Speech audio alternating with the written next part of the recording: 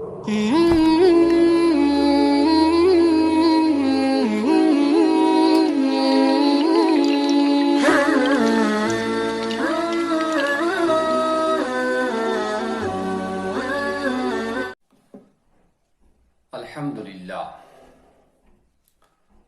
لله نحمده ونستعينه ونستغفره ونؤمن به ونتوكل عليه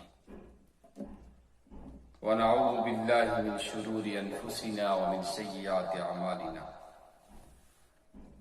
من يهده الله فلا مضل له ومن يضلله فلا هادي له ونشهد أن لا إله إلا الله ونشهد أن سيدنا ومولانا محمدا عبده ورسوله أرسله بالحق بشيرا ونذيرا وداعيا إلى الله بإذنه وسراجا منيرا أما بعد فأعوذ بالله من الشيطان الرجيم ولا تقتلوا أنفسكم إن الله كان بكم رحيما صدق الله العلي العظيم یا رب صلی وسلم دائما ابدا علی حبیبک خیر الخلق کلہم جزا اللہ عنا محمدا صلی اللہ علیہ وسلم ما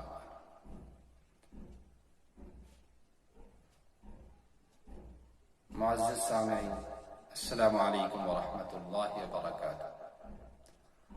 آج ہم جس موضوع پر بات کرنے کے لیے جا رہے ہیں وہ ہے ڈاکٹری کہ ڈاکٹری کا جو پیشہ ہے یہ کتنا ضروری ہے اور اس کی اہمیت کتنی ہے، اس کی عظمت کیا ہے، اور جو ڈاکٹر اللہ کی رضا کے لیے ڈاکٹری سیکھتا ہے کہ شریعت اور سنت کے مطابق لوگوں کو آرام پہنچانے، ان کا علاج کرنے اور ان کو صحت مند بنانے کی کوشش کرتا ہے، اس کے لیے اللہ نے کتنا بڑا اجر اور کتنا بڑا ثواب رکھا ہے۔ تو سب سے پہلے یہ کہ ڈاکٹر جو ہوتا ہے وہ انسانی جسم کا ضامن ہوتا ہے کہ اس کائنات کو اللہ تبارک و تعالی نے انسان کے ذریعے ہی سے سجایا ہے، انسان کے وجود ہی سے یہ کائنات سجی ہوئی ہے، اور اللہ نے بھی اپنی شریعت اور اپنے احکام کا مکلف صرف انسان کو بنایا ہے، انسان اور جنوں کو بنایا ہے، دو مخلوقیں ہیں جن کو اللہ نے اپنے احکام کا، تو یہی دو زیادہ قیمتی بھی ہیں۔ تو انسان پر جب اللہ کے احکام آتے ہیں تو کب آتے ہیں؟ جب وہ زندہ ہے۔ جن پر آتے ہیں تو کب ہے؟ جب وہ زندہ ہے۔ جب مر گیا تو اللہ تعالیٰ کے احکام پھر ختم ہو جاتے ہیں۔ اور ظاہر سی بات ہے آدمی اللہ کی عبادت اسی وقت انجام دے سکتا ہے جب وہ صحت مند ہو، اس کی صحت ٹھیک ہو۔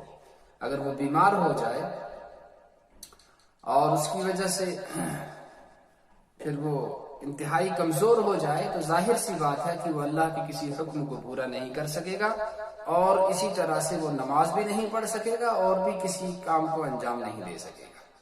تو ظاہر سے اسی وجہ سے شریعت نے بھی شدید بیماری اور درد کی وجہ سے احکام میں تخفیف رکھی ہے۔ اگر مثال کے طور پر اگر کسی کو وضو کرنے یا غسل کرنے کی وجہ سے تکلیف بڑھ جاتی ہے، اس کی تکلیف جو ہے وہ شدت اختیار کر جاتی ہے، اس کی تکلیف میں شدت آ جاتی ہے، تو ایسے شخص کے لیے ہے کہ آپ وضو مت کیجیے، آپ تیمم کیجیے۔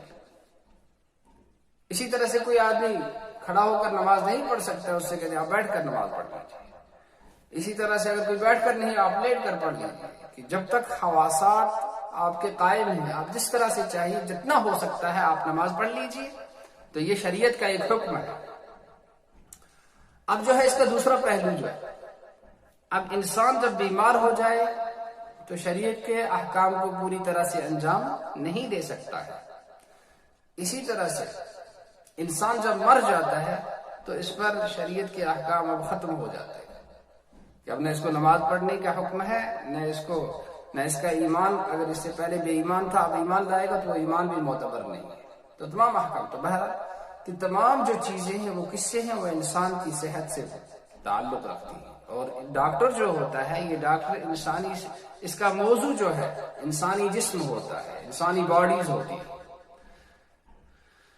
تو اس کے لیے اللہ نے کتنا بڑا اجر رکھا ہے، جو اس نیت سے پڑھے کہ میری ڈاکٹری سے اللہ کے بندوں کو، اللہ کی مخلوق کو فائدہ پہنچ جائے، اور پھر وہ صحت اور تندرست ہو کر دین اور دنیا میں ترقی کرے، آگے جائے۔ اسی لیے فرمایا، اللہ کے رسول صلی اللہ تعالی وسلم کی ایک حدیث کے مفہوم میں آیا ہے کہ جو آدمی کسی مریض کی عیادت کے لیے جاتا ہے، اس کی خبر لینے کے لیے جاتا ہے، اس کی جو ہے دیکھ بھال کے لیے آتا ہے، اس کی مزاج پرسی کے لیے جاتا ہے، تو جب تک وہ اس کے پاس رہتا ہے تب تک وہ جنت کے باغوں میں رہتا ہے۔ ظاہر سی بات ہے، جو ڈاکٹر ہے جب تک کہ بیمار کا علاج کرتا ہے تب تک یہ جنت کے باغوں میں رہتا ہے۔ تو اس کے لیے اللہ نے کتنا بڑا اجر رکھا، کتنا بڑا معاوضہ ہے اللہ تعالیٰ نے اس کے لیے رکھا۔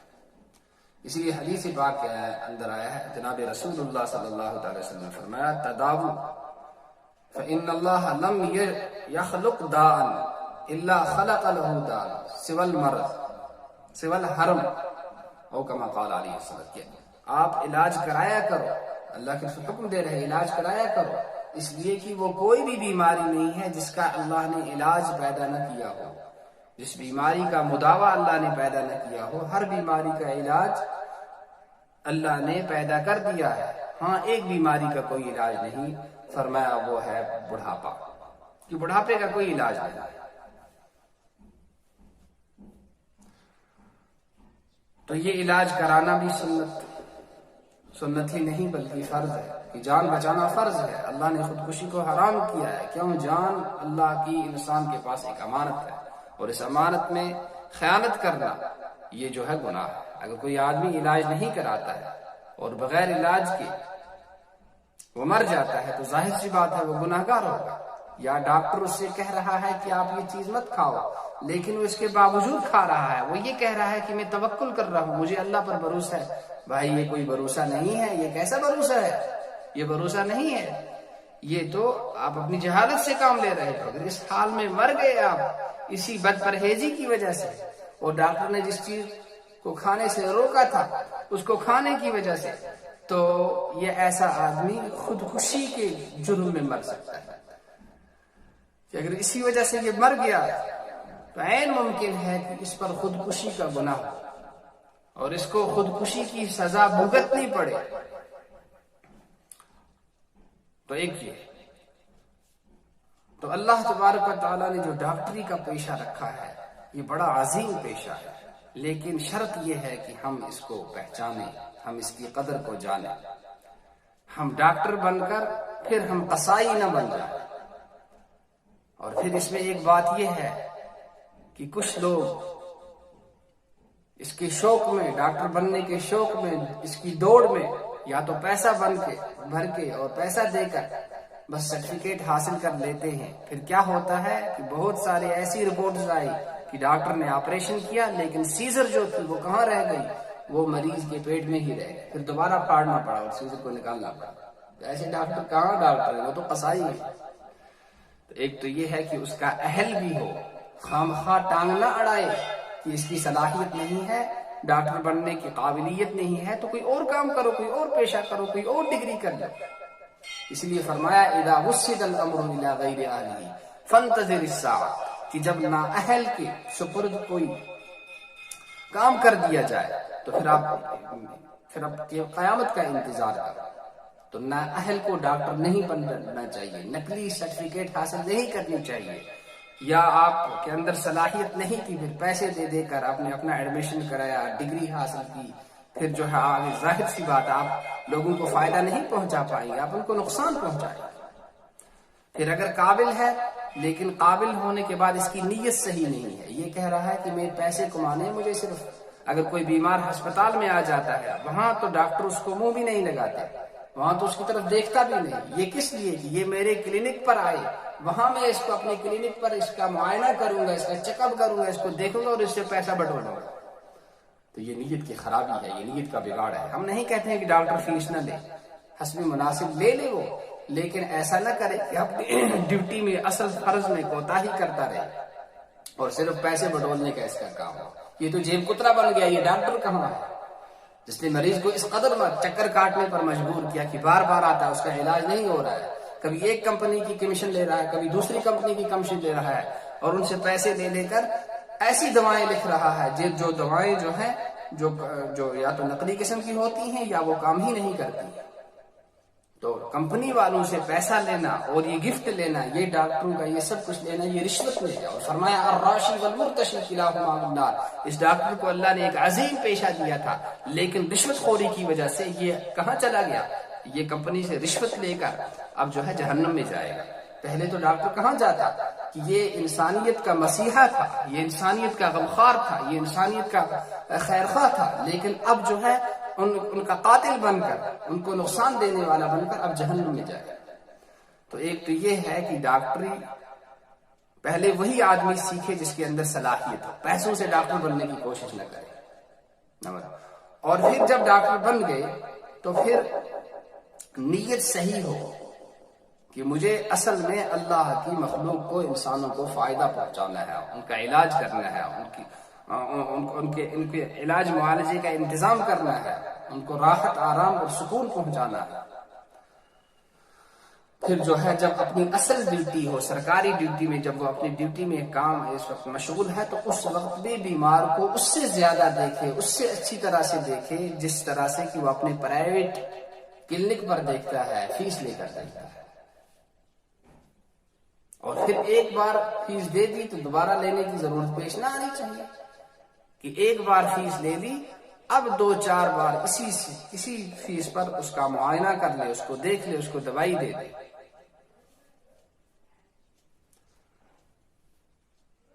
اسی طرح سے ڈاکٹروں کی بیماروں کے ساتھ بدسلوکی اور چڑچڑاپن اور ان کو دھدکارنا اور ان کو جھڑکنا اور ان کی بے عزتی کرنا، یہ جو ہے یہ بھی حرام ہے. کسی کی بے عزتی کرنا، کسی کا دل دکھانا، ایذائے مسلم جو ہے مسلمان کو تکلیف پہنچانا، یا اللہ کی یا انسان کو خامخواہ کسی بھی انسان کو، چاہے مسلمان ہو کافر، اس کو تکلیف پہنچانا، یہ گناہ کبیرہ ہے، یہ ظلم ہے، یہ حرام ہے. تو خلاصہ یہ ہے کہ ڈاکٹری جو ہے یہ ایک عظیم پیشہ ہے. اس عظیم پیشے کو ہم عبادت سمجھ کر کریں، اور جو ہم تنخواہ لیتے ہیں اس کو ہم اپنی ضرورت سمجھ کر لیں. دوسروں کے لیے جیب کترے نہ بن جائیں کہ دوسروں کی جان سے ہم کھلواڑ کرتے رہیں، کھیلتے رہیں. کبھی ایک ایکسیڈنٹ لکھ رہا ہے، کبھی دوسری، کبھی تیسری، کبھی یہ دوائی، کبھی وہ دوائی، کبھی یہ دوائی، بس اس کے پیسے بیچارے کے خط. تو ایک بیمار کے لیے، ایک غریب انسان کے لیے اس دور میں اپنا علاج کرانا انتہائی مشکل اور بڑا دشوار ہو گیا ہے. لہٰذا ان چیزوں سے بہت بچنے کی ضرورت ہے. اور جو بھی ڈاکٹر حضرات ہیں ان کو اس کا بڑا خیال رکھنا چاہیے کہ نہیں، مجھے قوم کی، مجھے انسانیت کی خدمت کرنی ہے، مجھے انسانیت کی خدمت کرنی ہے، اور پیسہ جو ہے جو اللہ نے میری مقدر میں رکھا ہے وہ مجھے مل کر رہے گا. اور بالکل اپنی ڈیوٹی کے اندر کوئی بھی کوتاہی نہ کرے. جب ہمارے ہسپتالوں کے اندر اور جب ہمارے صحت کے اداروں کے اندر یہ نظام بن جائے گا تو دنیا جو ہے یہ ایک جنت کا نشان بن جائے گا، دنیا کا نشان. اور جو آپ کا اپنا پیشہ ہے اس کی عزت بڑھ جائے گی، اس کی عزت بڑھ جائے گی کہ لوگ واقعی آپ کو اپنا مسیحا سمجھیں گے، آپ کو دنیا اور آخرت کی عزت ملے گی. بہت سارے ڈاکٹر حضرات جو دیندار ہوتے ہیں، جو ہمدردی کرتے ہیں، الحمدللہ جب وہ ان کے ساتھ ہمدردی کرتے ہیں اور لوگوں کا علاج معالجہ بڑی دھیان سے کرتے ہیں، بڑی ہمدردی سے کرتے ہیں، ان کے پیسے زیادہ پیسہ خرچ کرنے سے بچاتے ہیں، بس وہ لوگ تو ہمیشہ ان کے گن گاتے رہتے ہیں، ان کے گن گاتے رہتے ہیں. بہت سارے لوگ ہیں جو فارن کنٹری میں چلے جاتے ہیں، وہاں ان کا علاج ہوتا ہے، پھر وہ آگے بڑی تعریف کرتے ہیں. اسی طرح ہمارے یہاں بہت سارے جو کرتے ہیں ان کی لوگ بڑی تعریف کرتے ہیں، ان کو دعائیں دیتے ہیں، بھئی آپ کو دعائیں مل جائے، آپ سے اللہ راضی ہو جائے، آپ کی دنیا آخرت، آپ کی نسلیں اچھی ہو جائیں، اس سے بڑھ کر آپ کو کیا چاہیے؟ پیسہ ہمیں کیا کرے گا؟ پیسہ دیکھیے، پیسہ تو بس ایک ضرورت ہے، پیسے سے کیا ہوگا؟ جب استنجا کرنا ہوتا ہے تو استنجا کس سے کریں گے؟ ٹوائلٹ آپ کس سے کرو گے؟ پیسے سے کرو گے۔ بھئی آپ کو ٹوائلٹ کے لیے یا تو ٹیشو پیپر چاہیے، یا مٹی چاہیے، یا پانی چاہیے۔ تو ہر چیز میں یہ سمجھانا چاہتا ہوں، ہر چیز پیسے سے نہیں ہوتی۔ اللہ کی رضا مل جائے، اللہ خوش ہو جائے، بس دنیا بھی، اللہ خوش ہو گیا تو دنیا بھی ٹھیک ہو جائے گی، آخرت بھی ٹھیک ہو جائے گی۔ بس یہی ایک ایمان والے کا، ایک مسلمان کا مقصود ہے کہ میری دنیا اور آخرت خوشحال ہو جائے، اور یہ تب ہی خوشحال ہوگی جب ہم اللہ کے بندوں کو آرام پہنچائیں۔ حدیث میں آیا ہے کہ الخلق عیال اللہ، کی پوری مخلوق اللہ کا عیال ہے، اللہ کا کنبہ ہے۔ فاحب الخلق الی اللہ من احسن الی عیالہ، تو سب میں سے محبوب ترین وہ شخص ہے جو اللہ کے کنبے کے ساتھ، اللہ کے عیال کے ساتھ اچھا سلوک کرے۔ تو آپ کسی بھی پیشے پر ہوں، خاص کر ڈاکٹروں سے میرا خطاب ہے، تو آپ انسانیت کے ساتھ اچھا سلوک کریں گے تو آپ اللہ کے نزدیک سب سے اچھے بن جاؤ گے، اور جب اللہ کے نزدیک اچھے بن جاؤ گے تو پھر آپ کے دونوں جہان درست اور خوشگوار بن جائیں گے۔ اسی لیے علامہ اقبال نے فرمایا، درد دل کے واسطے پیدا کیا انسان کو، ورنہ طاعت کے لیے کچھ کم نہ تھے کر لیا۔ ہمارے اندر درد ہو، ہمدردی ہو، کوئی بیمار آ رہا ہے، اس کو دیکھیں، اس کو کیا دوائی چاہیے، اس کا علاج کیسے ہو، مؤثر علاج، جلد از جلد صحت یاب کیسے ہو جائے، کیا اللہ مجھ سے راضی ہو جائے گا؟ میرے پیسے کا مسئلہ تو ہو رہا ہے، میں تو تنخواہ لے رہا ہوں۔ اگر کوئی ڈاکٹر ہے تو کیا ہے، تنخواہ لے رہا ہے، بھائی اس کو گورنمنٹ تنخواہ دے رہی ہے، اور اگر نہیں دے، وہ گورنمنٹ جاب اس کا نہیں لگا ہے، وہ پرائیویٹ کام کر رہا ہے، تو حسب مناسب فیس وصول کی جائے۔ اتنا فیس کا اور دواؤں کا بوجھ اس پر نہ ڈال دیا جائے کہ وہ اس علاج کے بوجھ سے ڈر کر اور زیادہ پیسہ خرچ ہونے کے ڈر سے وہ اپنا علاج ہی چھوڑ دے اور بیچارہ بغیر علاج کے چلا جائے۔ کل ہم قیامت میں اس بیمار کو اللہ کے سامنے کیا منہ دکھائیں گے کہ یہ بیمار جو ہے اس ڈاکٹر کی وجہ سے، اس کلینک والے کی وجہ سے، فیس کا زیادہ بوجھ ہونے کی وجہ سے ڈر کے مارے اپنا علاج نہیں کرا سکا اور بغیر علاج کے اس دنیا سے چلا گیا۔ اللہ تعالیٰ ہمیں اپنے پیشے کو سمجھنے کی، سب ڈاکٹر حضرات کو اپنے پیشے کی سمجھنے کی اور اس کے ساتھ انصاف کرنے کی اور انسانیت کے ساتھ ہمدردی کرنے کی اور اچھا سلوک کرنے کی توفیق نصیب فرمائے۔ سبحان اللہ وبحمدہ، سبحانک اللہم وبحمدک، نشہد ان لا الہ الا انت ونستغفرک ونتوب الیک۔ سبحان ربک رب العزۃ عما یصفون وسلام علی المرسلین والحمد للہ رب العالمین۔ السلام علیکم ورحمۃ اللہ وبرکاتہ۔